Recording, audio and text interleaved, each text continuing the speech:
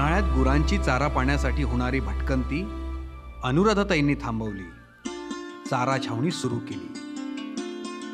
ताई, तुम्ही जाणले मुक्या जीवांचे दुःख. आमच्या इथं अनुराधाताईनं जी छावणी खोलली तेव्हापासून आम्हाला काहीतरी थोडंसं आराम झाला. पण कितीच लांब लांबून चारा आणला, पाणी पुरवलं आणि इतकी व्यवस्था ठेवली.